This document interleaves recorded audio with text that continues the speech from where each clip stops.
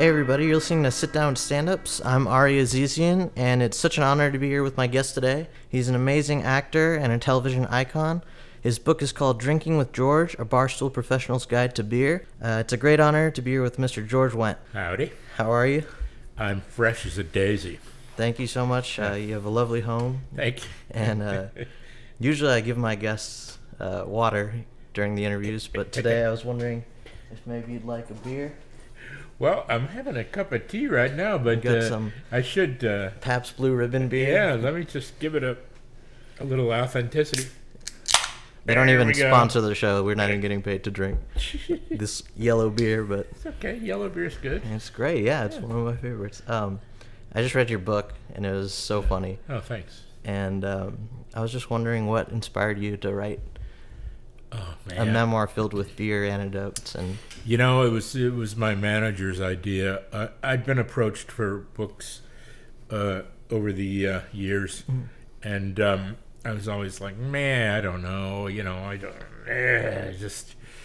And then he said, well, look, just take this one meeting, and it was with Simon and Schuster in New York, and so I took it, and they bought it. It's like, oh, great! Now I got to write a damn book. Yeah. It's like, so it's just a humor book, as you've become aware, no doubt.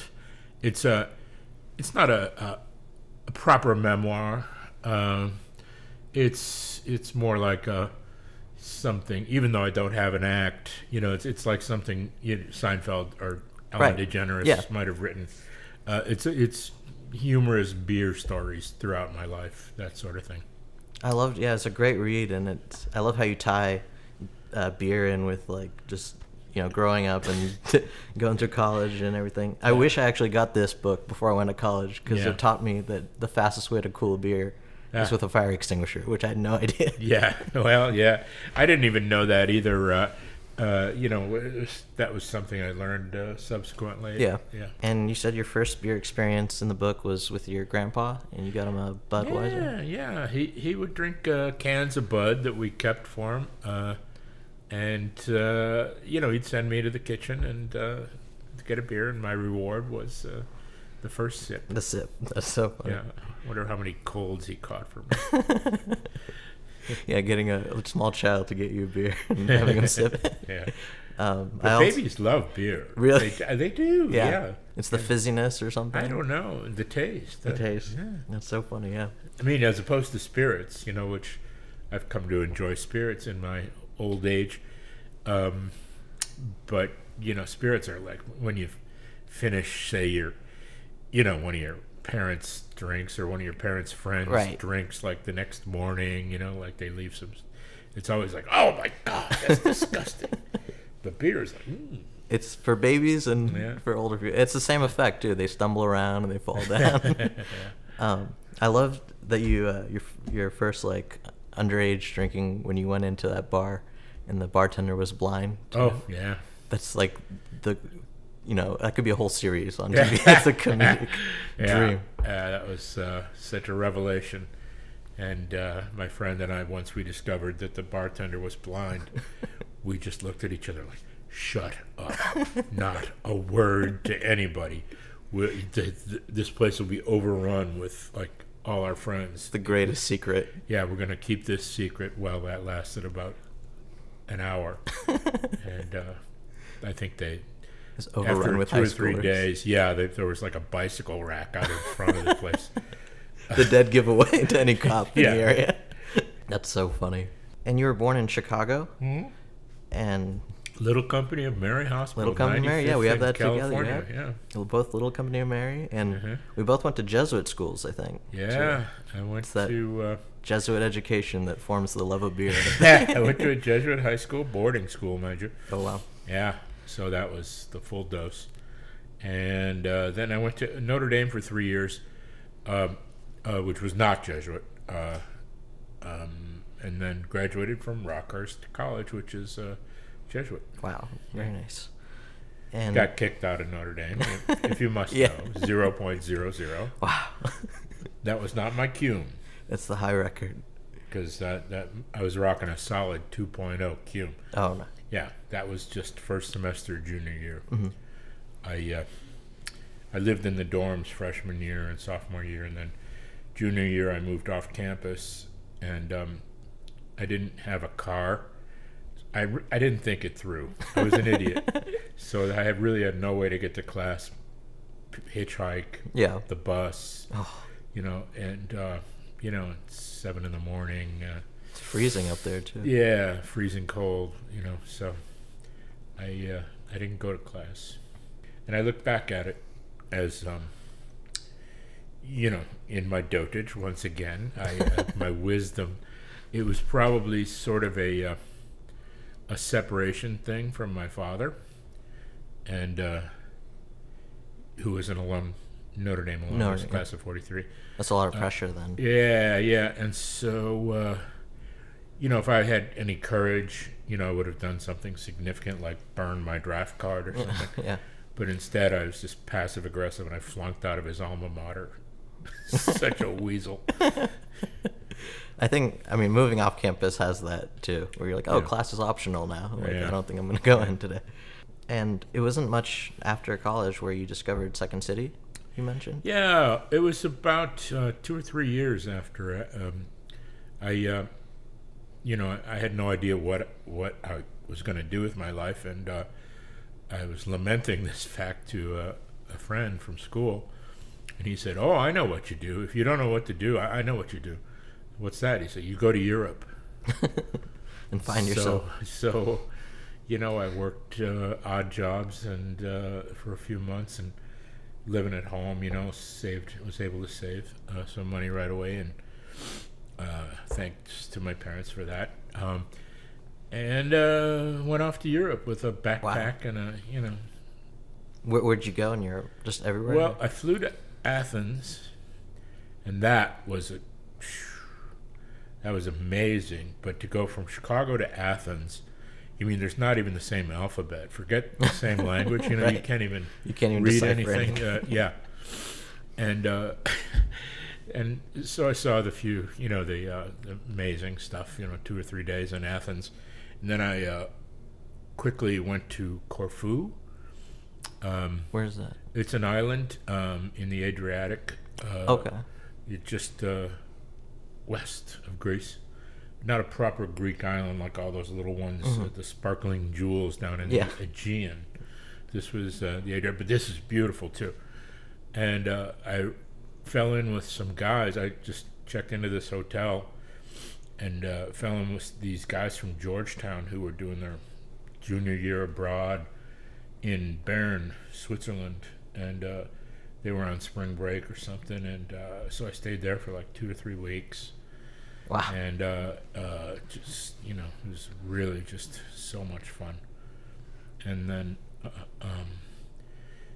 got on a boat to Italy, and took a train up to Rome, and met a fella, and we on the train, and we were just walking around along the Tiber, and I see these 2 hippies like walking towards us, and we passed each other, and we get about half a block away, and one of the hippies who looked like Buffalo Bill Cody, he had the fringe jacket like David Crosby, and big goatee and way long hair, and he turns around and he goes, hey, I know you. And I turn around, I don't think so. And he goes, yeah. We start walking towards each other. He said, did you go to Notre Dame? I go, yeah.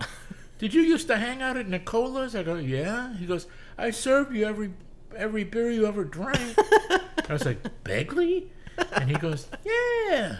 And it was this bartender, and he was a student. Yeah.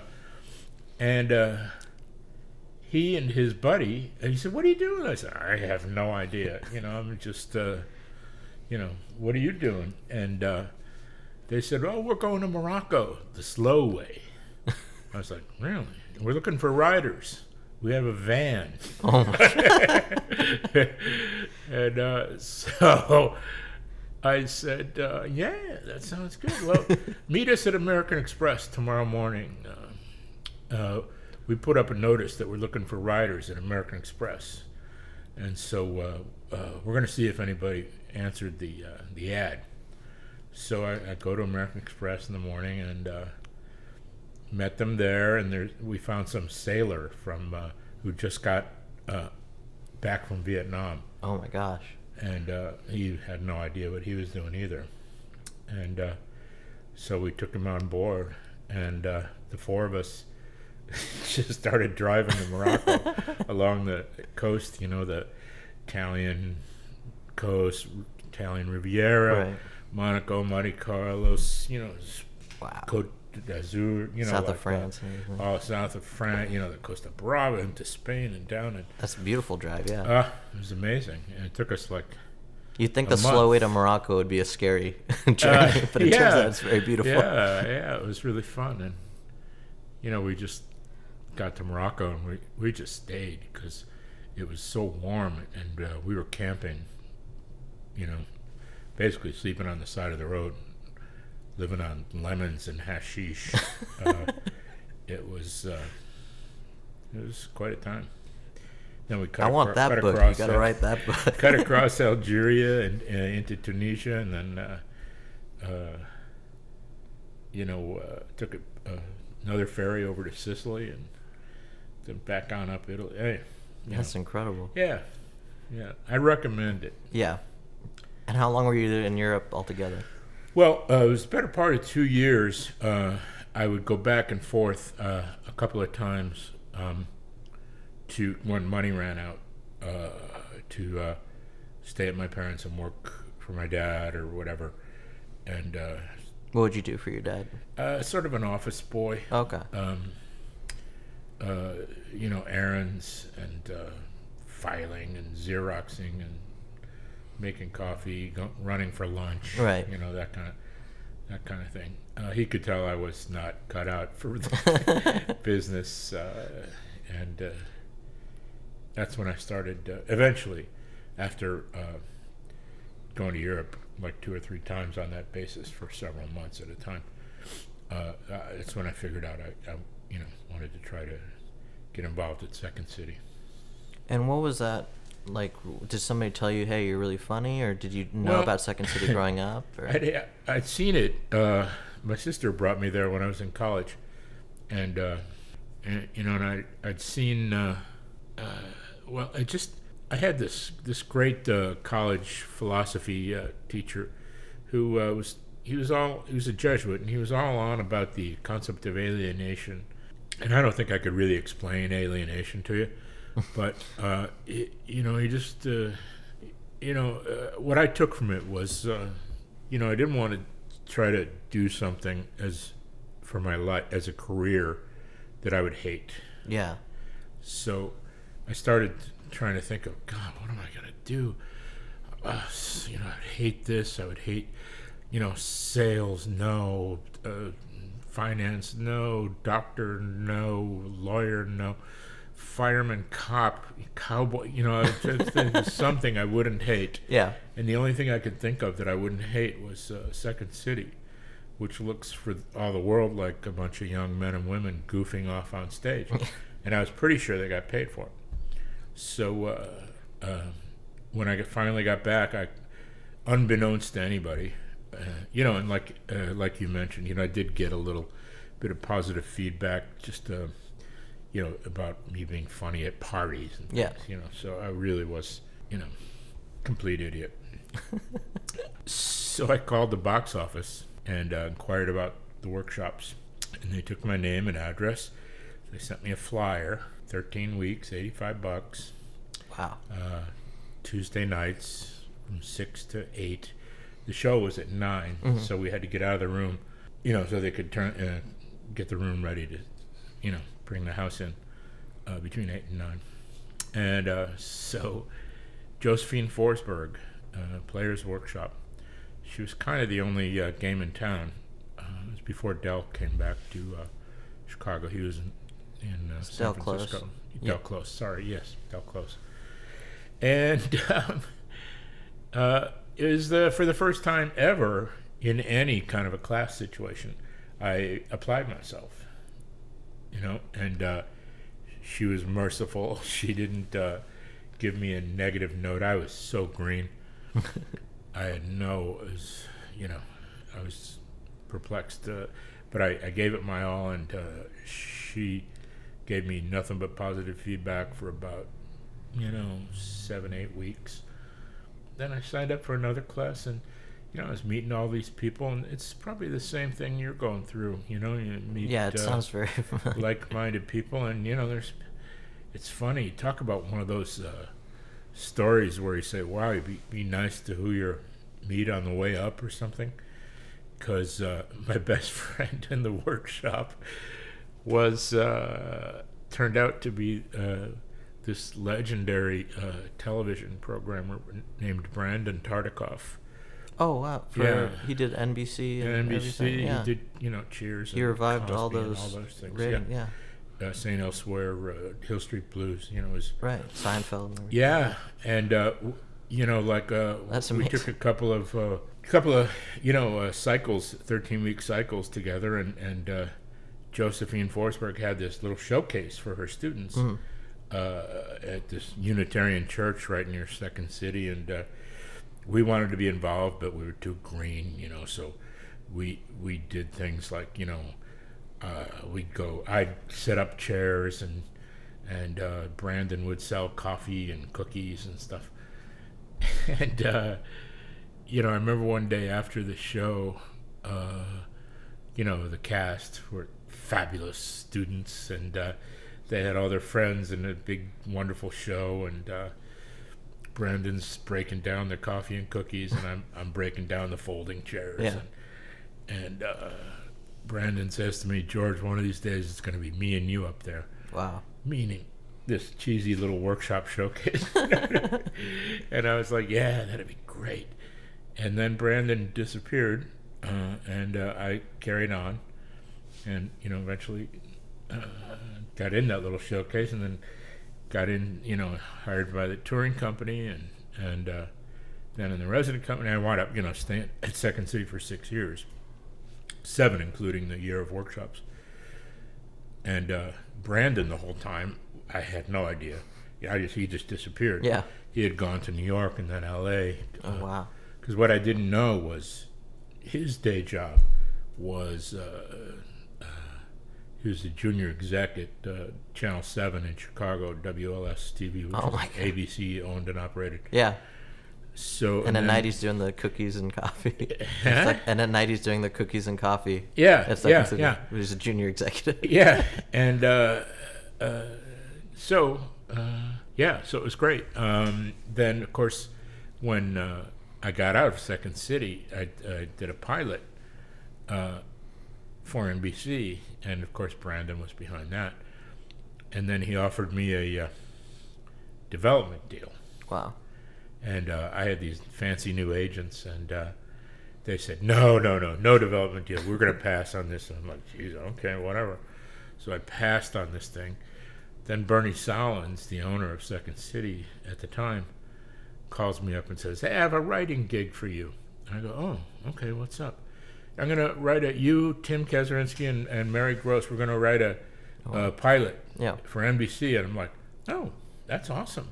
So, and then I figured out, now I'm writing on the gig that I passed on as an actor. Oh.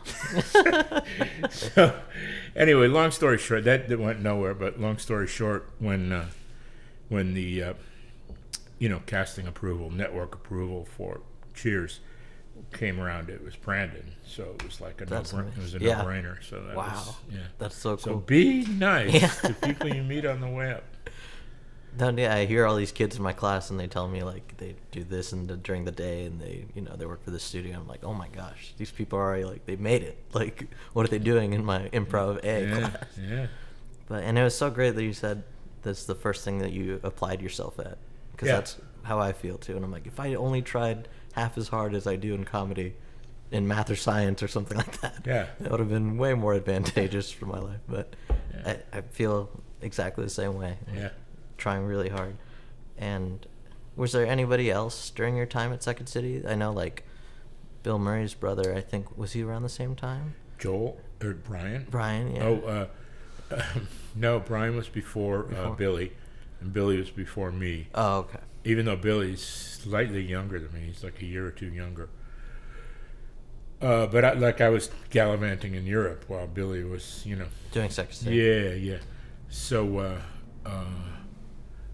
when I got back, it was from Europe. It was, John Belushi and Joe Flaherty, Wow. and Brian Dolan Murray, Yeah. and Harold Ramis, and Eugenie Ross Lemming and Judy Morgan, but they just rocked my world. I mean, John Belushi, I've never seen anything quite like the power he had over an audience.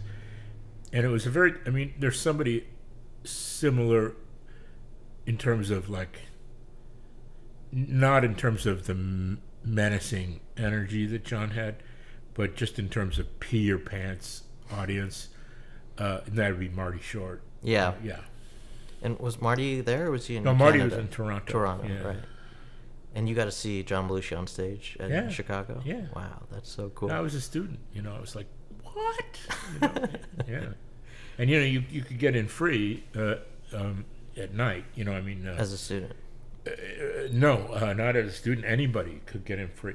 You had to pay for the show. Right. But then the improv set was like the final. Oh, okay. Yeah, they would do like 2 40-minute acts of sketches that had been derived from improvs, but they were pretty much scripted. And then they'd take a curtain call. The audience was free to leave or stay, and also, anyone who was up and about at 11 o'clock at night could drop in and just watch the improv set for free. That's so cool. Because that's how they developed their material. So they were happy to have an audience. That's amazing. Yeah. And how long was it that you said you were there for about 6-7 years? And how long was it until you got into the actual touring company?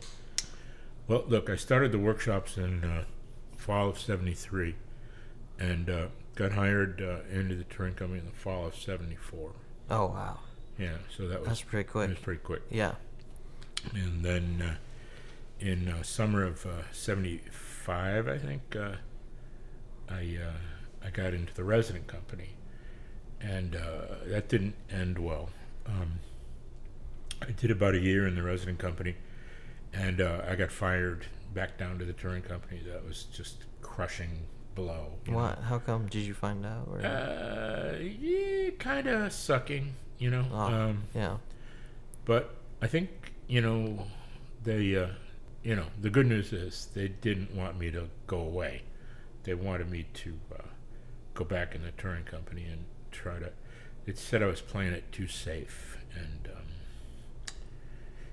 I think I was. I didn't really have a. I was a bit of a late bloomer. I didn't really have a comic voice. I was a funny kid, and audiences were sort of enjoying it, but it just wasn't up to Second City standards, and after I went down, it was just kind of gave me like a new strength. Just fuck it, I'm gonna get back there, Yeah, and get better at it. And yeah. Oh, and then after like a year and a half in the touring company, and the good news is, what they sold me on when they fired me was that they had all this work lined up. We had a residency, and also it's where I met my wife, so that's cool. Yeah. We it was the summer of '76, bicentennial, and we we had this gig in the touring company had this gig where Ravinia Park in Chicago. It's an outdoor venue, sort of like the Greek Theater. Oh, wow, yeah. Hollywood Bowl would be here.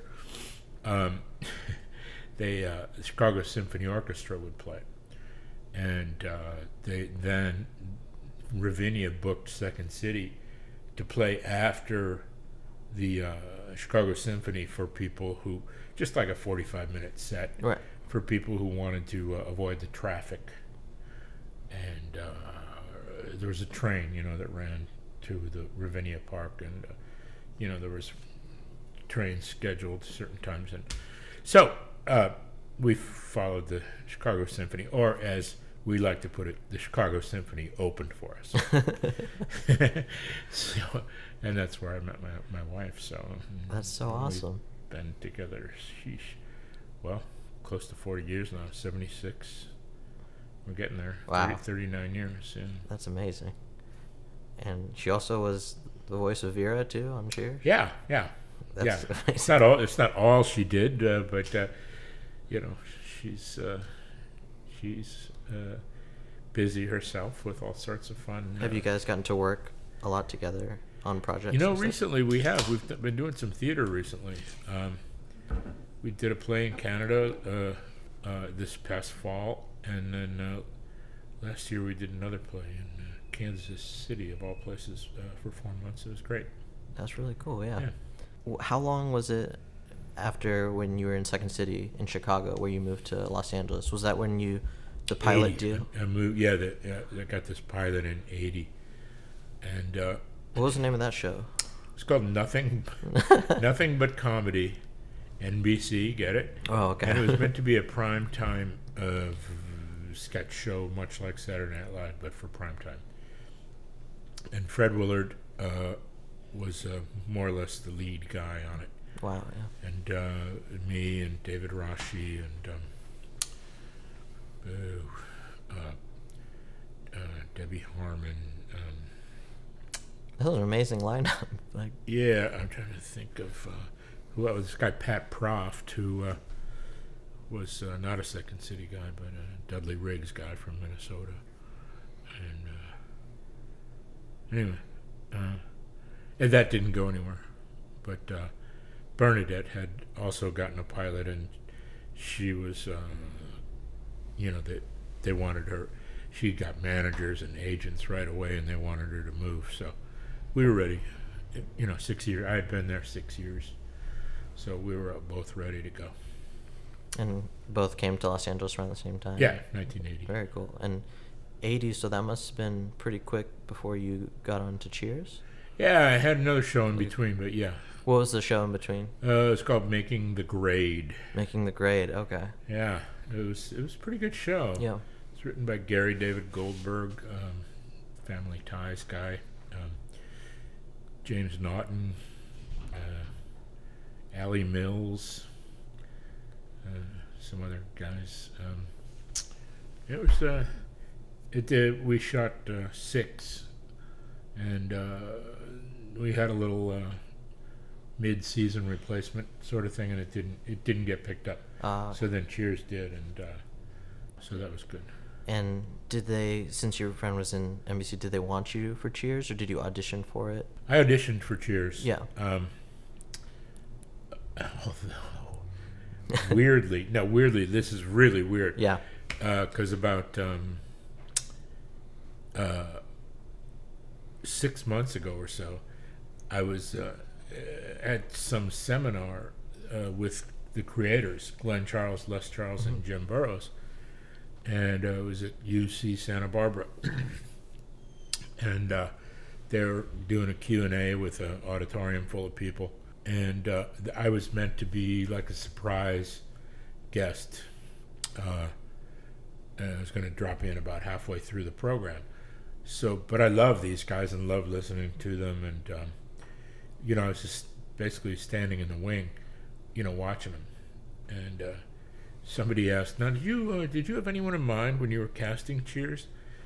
And they go, oh, God, no, we took forever and ever to cast. We spent months casting Sam and Diane. We had so many different combinations of people, and it was very meticulous process, exhausting, really.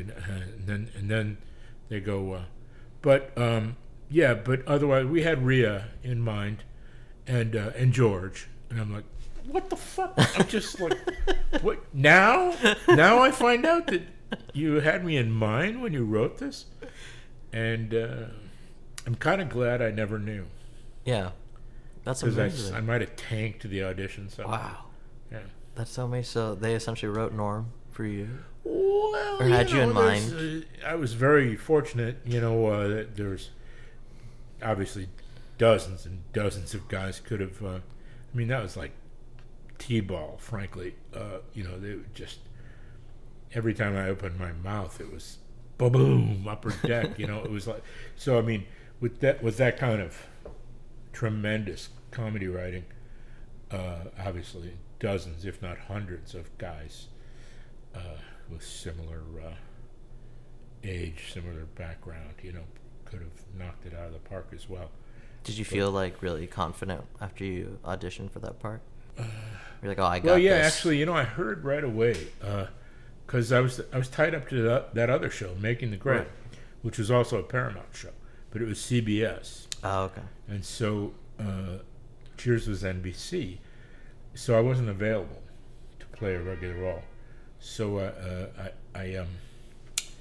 they said, well, look, they want you to do a guest shot on this pilot. Really small role, but you like these guys. You remember them from Taxi, Glenn Charles and Les Charles. I go, oh yeah, that sounds cool. Tiny role, honey, but just go in and do them a favor because they're really good. And so it's one word. What was it? Beer. I was meant to be Shelley Long's first customer. Oh my gosh. And it was to be a tag. It never got in the show. But at the tag, after she'd been hired in the pilot, they go to a tag, I guess, just before the credits or during the credits, and she goes, "Hi, I'm Diane. I'll be your waitress today."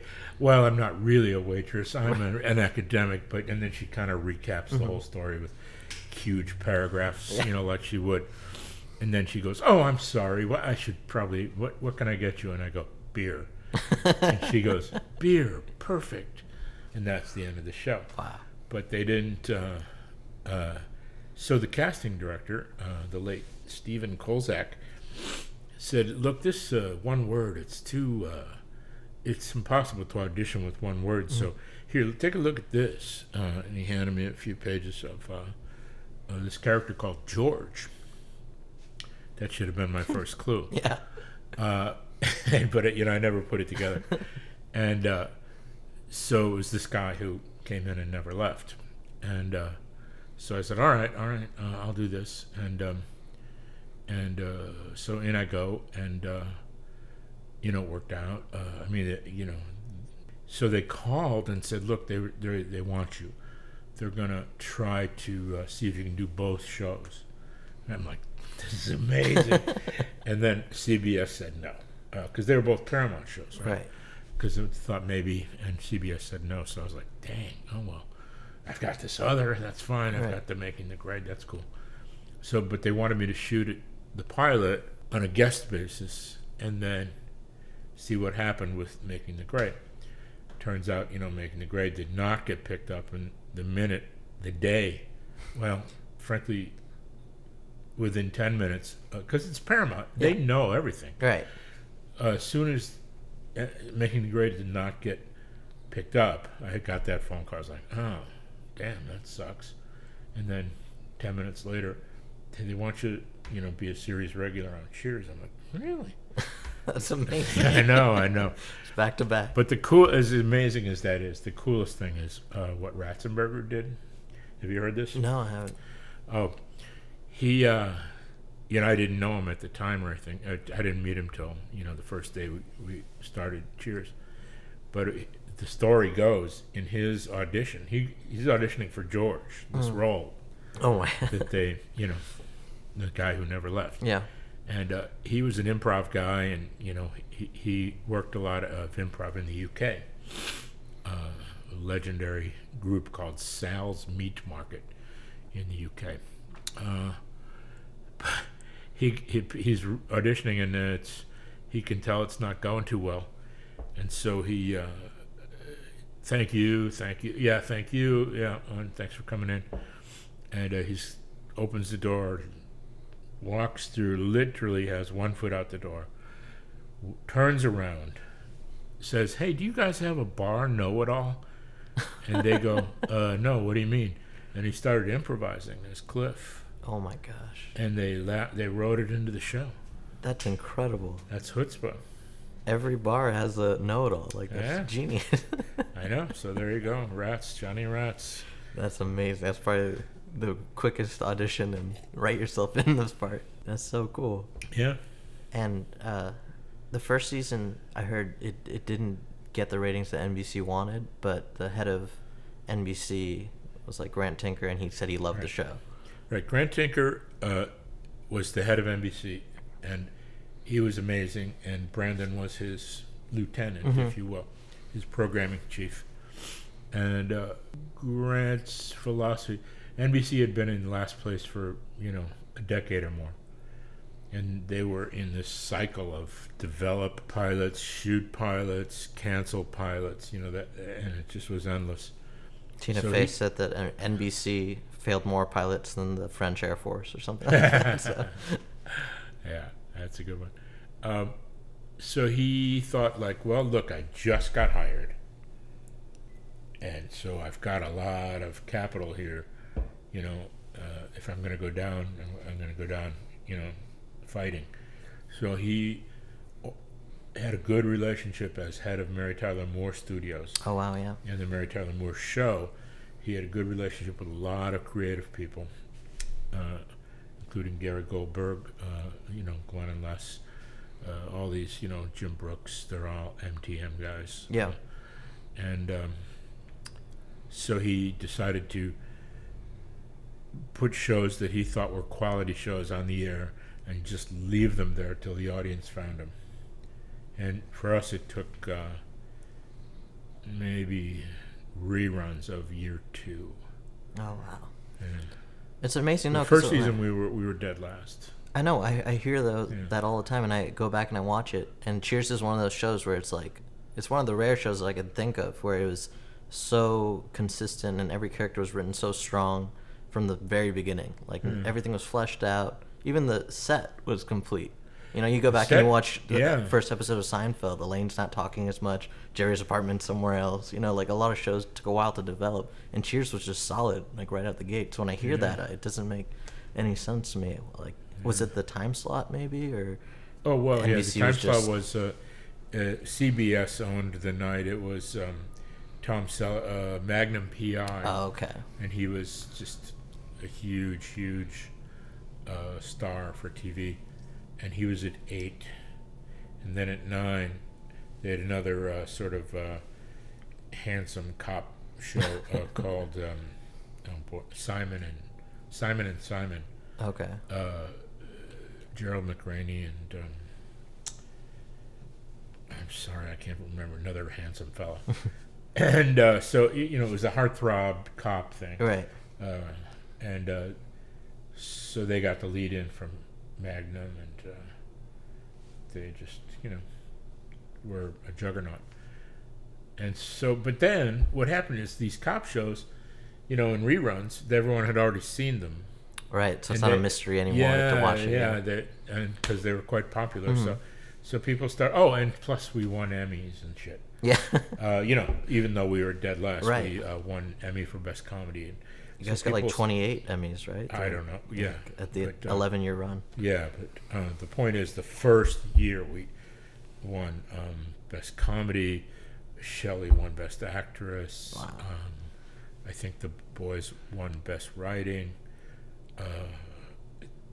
Rhea might have even won. I'm not sure.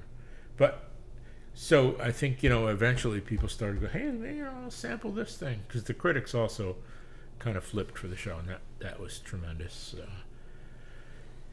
But so they started looking in during reruns of year 2, and then year 3, I believe, was when Cosby let off the night, and he was just a smash hit right out of the box. And everyone rode his coattails for the rest of the decade. That's so cool and great to hear that it got, all the credit deserved. Do you have like a most memorable moment from Cheers? All those years? Yeah. I know it's really hard to choose, but there's a lot. That John Ratzenberger story is amazing. Yeah. Yeah, Food Fight was Food Fight. classic. Yeah. But Did you guys get to improvise a lot no. after the writing? No. I mean, once in a while, John might try something in a rehearsal, but you know, at the end of each rehearsal day, the writers would come in, and you know, we would basically do the bit for them. And you know, if Jim Burrows kind of liked what John or somebody else had improvised, which wasn't much, mind you, infinitesimal. If Burroughs liked it, he'd say, you know, let's try it. Go ahead, try it in the run-through. And then if they liked it, you'd see it in the next day's pages in the rewrite. Wow. And if they didn't like it, it wouldn't be in the rewrite. So, you know, it was very clear. Right away, yeah. Yeah. But I mean, 0.5 of 1%, you know, like almost entirely scripted. Yeah. I would say, yeah. So they didn't need our help. Yeah. And after Cheers, you got to do Saturday Night Live like 9 times, right? Yeah, I'm not sure of the exact number. I hosted twice, but you know, I did a lot of guest shots. And you got to do Bill Swerski too, which is Superfans iconic character. The most of the guest shots were Superfans, but did you help create that character? Some other bits too. You know, not really. I mean, add some of the Chicago that you knew and grew up in it. No. Yeah. Pretty much just reading the cue cards. I'd try to help now and then, but they were, once again, just you know, tremendous writers. Bob Odenkirk and Robert Smigel primarily. Bob left the show shortly after those characters were created. You also get to perform a lot on stage and like Broadway. Yeah. And you were in Hairspray and 12 Angry Men too. I heard you were in. Yeah. Hart, Elf, Breakfast at Tiffany's. Wow, that's amazing. Yeah. Do you prefer the live theater more than film and television? Yeah. Why is that? It's just more fun. It's easier. I mean, the rehearsal process is fun. You know, technical rehearsals in the theater are a complete drag, but with movies, every day is tech. You know, they're all just... It's more stop and go, I guess. 12-hour days, and it's about everything but you. You know, whereas, and then once you finish the rehearsal process, you know, then it's just you and your fellow players and the audience, and you know, you show up at 7:30, you're out the door at 10 o'clock. Taxi, where to, boys? Uptown, downtown. You know, like, off we go. That's awesome. Are you working on anything in the future for a live performance? Because I know you have a new show coming out on TBS called Buzzies, right? Yeah. I got a new show. I think I'm possibly going to do a play in Chicago in the fall. Okay. And do you know which play that's going to be? Well, it's not. We're not entirely. Oh, okay. It's not entirely set, so I don't want to get no, that's really premature on that one. Yeah, but the TBS show, could we talk about it? Yeah. And it's called Buzzies. Buzzies. And you're playing Buzzy. I'm Buzzy. Yeah. But oddly, it's not oddly. It's not about me. You know, it's an ensemble. It's about a barbershop. Yeah, a barbershop called Buzzies, and I used to own it, and I sold it to these kids with the proviso that I get to keep my chair and I get to keep the name Buzzies. Okay. But basically, all my clients have died. You know, and I'm on Social Security anyway. I don't give a shit. So I just come in and you know, I do the odd haircut maybe, but it's really about these 20-something young men and women and their lives and hopes and dreams, and it's a good group. The producers are David Cohan and Max Muchnick. Oh wow. From Will and Grace. Will and Grace, yeah. And it's Warner Brothers, and Jamie Widows is directing, the legendary Wow. director, and of course Hoover from Animal House, Jamie Widows, and And the pilot's taped and everything? yeah, we shot the pilot last year sometime. I saw the preview for it. Is the pilot out already? No. When is the episodes going to be? When are they going to? I think summer. Summer? Okay. Summer 2015, I think. And the kids, you should know. There's a boy from Jackass, Ryan Pinkston. Okay. And there's a pop star girl, Ashley Tisdale. Oh yeah. And then there's 4 people, 1 UCB, 1 IO, 1 Second City, and 1 Groundlings. Wow. And they all have chops for days. Yeah. Yeah. That's so cool. Yeah. And have you started taping? Are you already like working No, with these? we start end of March. End of March. Okay. Yeah. That must be so exciting to Yeah. a bunch of improv professionals. That's so cool. Yeah, they're great. Yeah. Yeah, I love them. That's Can't very wait to awesome. get back in with them. We're thinking about getting a team together to, just sort of bond as an ensemble. And just do improv on the side. Yeah, just see if we can get on board at Second City or someplace, or IO. That'd be awesome. Yeah. I'd love to go watch you guys do that. Yeah. That's so awesome. Cool. Thank you so much for meeting with me today. Sure. I had a great time. Thanks. Thank you very much, sir. Thanks for Thank the you. beer. No problem. Thank you.